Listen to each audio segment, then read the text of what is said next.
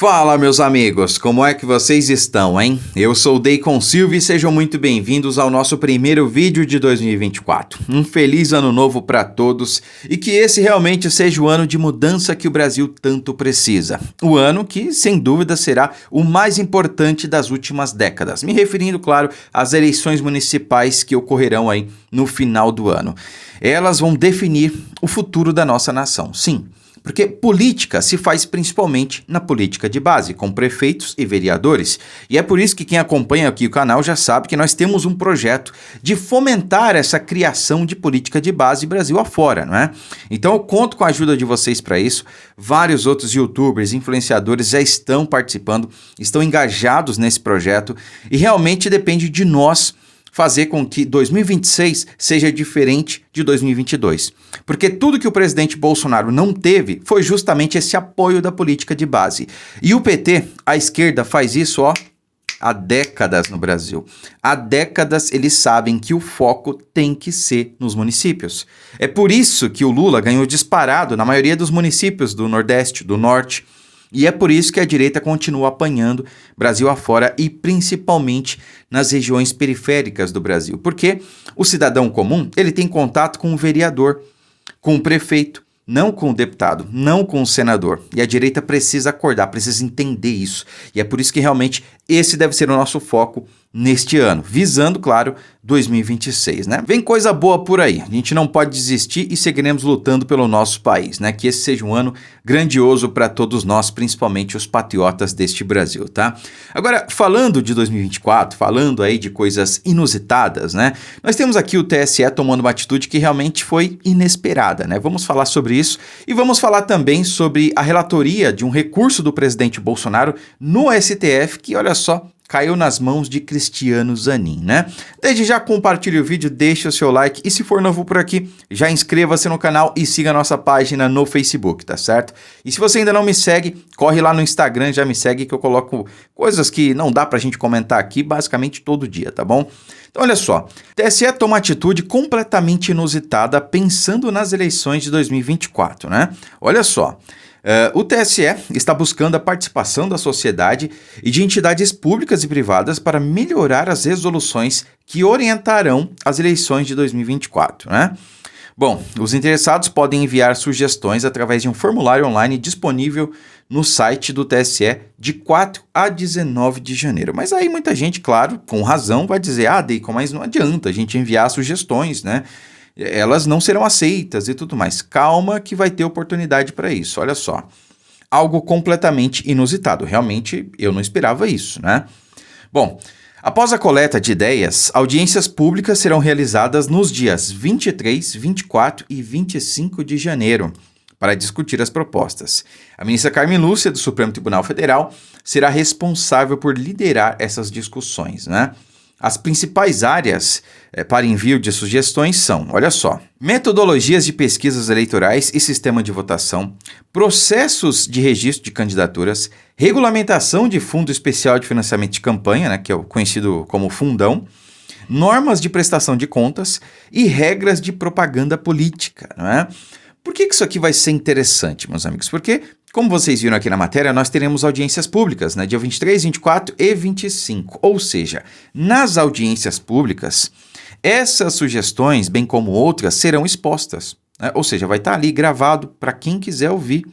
Então, se porventura nós tivermos aí uma sugestão que seja melhor do que a realidade hoje, do que o sistema é atualmente, e elas não forem acatadas, bom, vai ficar ainda mais evidente que realmente eles não têm interesse em melhorar o sistema. Essa é que é a questão. Mas o que chama a atenção, que realmente é inusitado, é o TSE vir agora com essa proposta de querer a participação das pessoas, né? Me causa, não é estranheza, mas é uma surpresa, né? Mas eu confesso que eu entendo como uma surpresa positiva. Como eu disse, meus amigos, 2024 é o ano de mudança, né? Nós sabemos que o ano passado, Bolsonaro ficou inelegível por uma decisão do TSE, onde nós tivemos aí uma votação de 5-2, né? Então foram 5 votos a favor da inelegibilidade de Bolsonaro e 2 contra. Os contrários foram justamente do ministro Cássio Nunes Marques e do ministro Raul Araújo, né?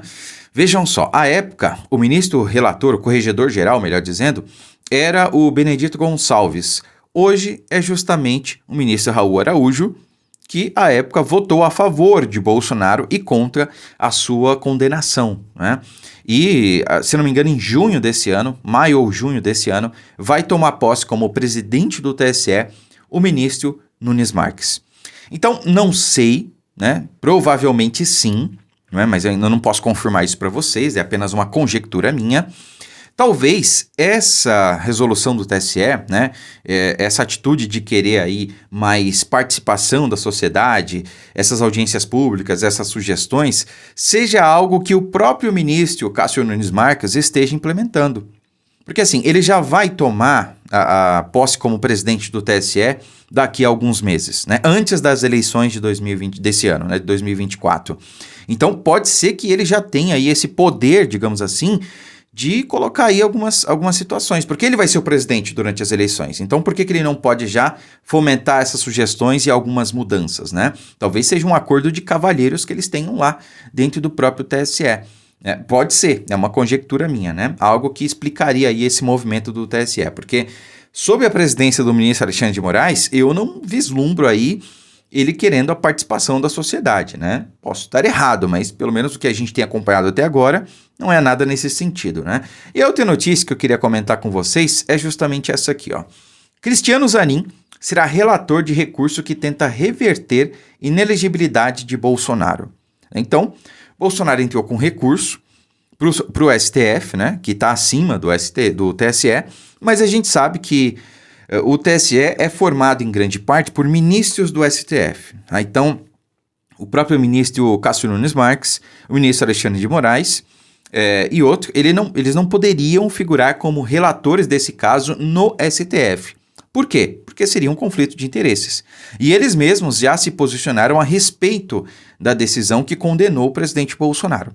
Tá? Então, caiu nas mãos de Cristiano Zanin. Qual que é a questão aí? Né? A questão é que agora a gente vai ver se o Cristiano Zanin está lá para fazer realmente as vontades do Lula, né? Se ele vai ser fiel aí ao Lula ou se ele vai cumprir a lei, a Constituição e agir de acordo como tal. Né?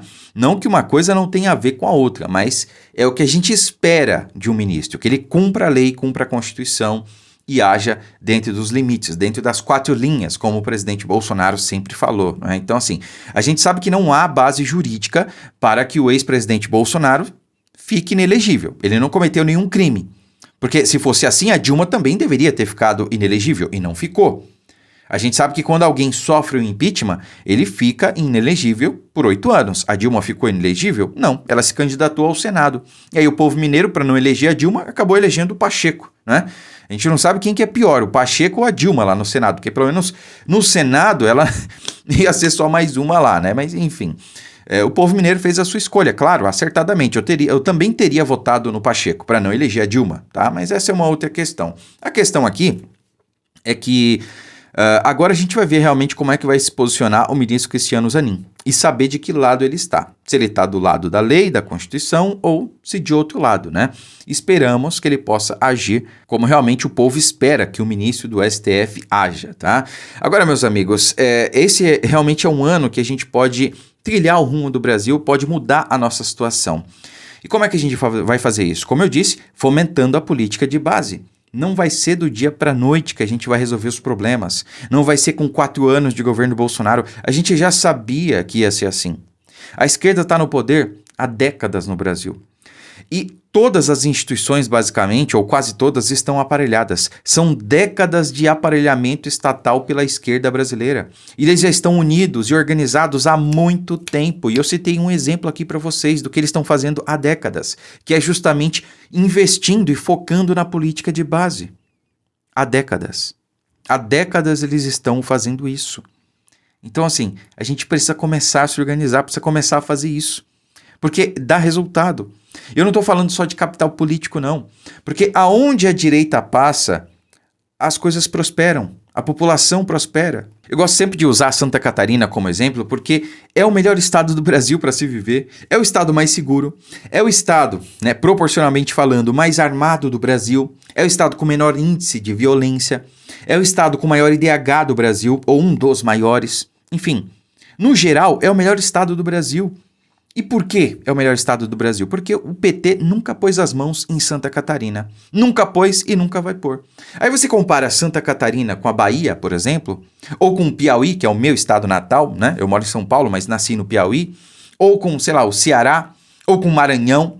Gente, o Maranhão tem 3 estados lá, se eu não me engano, o Maranhão, né? O Nordeste, né? Tem 3 estados no Nordeste onde tem mais pessoas recebendo Bolsa Família do que em trabalhos formais. Maranhão, Rio Grande do Norte e, se não me engano, a Paraíba, se não me engano. Então, assim, é complicado, cara. O próprio Lula já disse que o povo, quando sai da pobreza, quando passa a ganhar mais, deixa de votar no PT. Então, assim, se isso é verdade, se o próprio Lula disse isso, qual é a intenção do PT em tirar o povo da pobreza? Nenhuma, porque vão parar de votar nele. Então, o PT tem um projeto de perpetuação no poder. É por isso que o Nordeste está nessa situação miserável há muito tempo. E vai continuar assim, porque a intenção do PT é que essas pessoas fiquem assim. Sabe, se não fosse os 4 anos que a gente teve de governo Bolsonaro, as obras do Velho Chico não teriam terminado.